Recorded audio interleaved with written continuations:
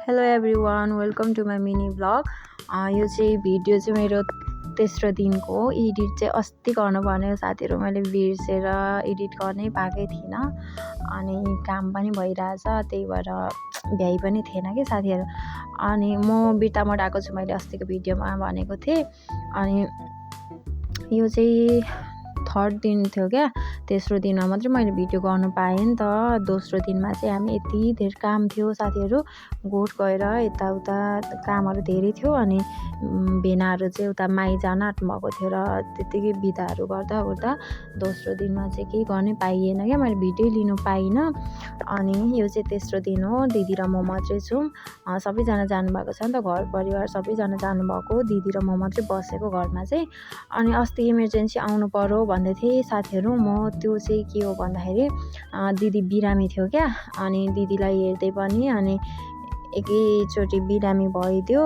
अनि भेनाहरू उता जानुपर्ने काम जानुपर्ने परेर म चाहिँ एकदम इमर्जेन्सी घरबाट निक्लेको थिएँ अस्ति चाहिँ। साथीहरू, यो भोइस ओभर गर्ने बेलामा चाहिँ कि म अगाडि चाहिँ सोचिरहेको हुन्छु के भन्छु भनेर, तर भोइस ओभर गर्ने बेलामा चाहिँ केही यादै हुँदैन कि के बोलिरहेको हुन्छु थाहै हुँदैन, जे पायो त्यही बोल्यो।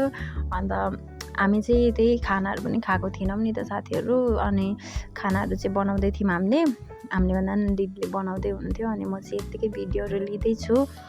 अनि साथीहरू, हामी चाहिँ खानासाना खाइसकेर सबै थन्कोमैको गरिसकेको थियौँ। अन्त यहाँनिर चाहिँ रुम बस्नुहुन्छ एकजना दिदी, अनि भर्खर बेबी भएको छ कि। यो दिन पनि कति छिटो जाने हो कि साथीहरू, केही नगरिकन यताउता गर्दै दिन त गइगयो। अनि रात परिसकेको थियो।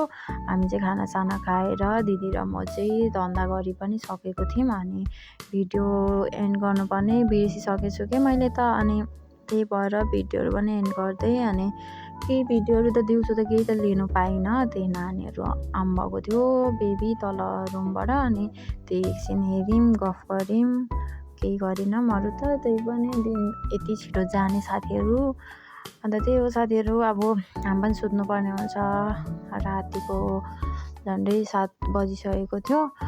अनि दिदी पनि बिरामी छ। अनि अब सुत्ने साथीहरू, त्यही हो, भोलि के कस्तो हुन्छ भिडियो लिँदै जान्छु।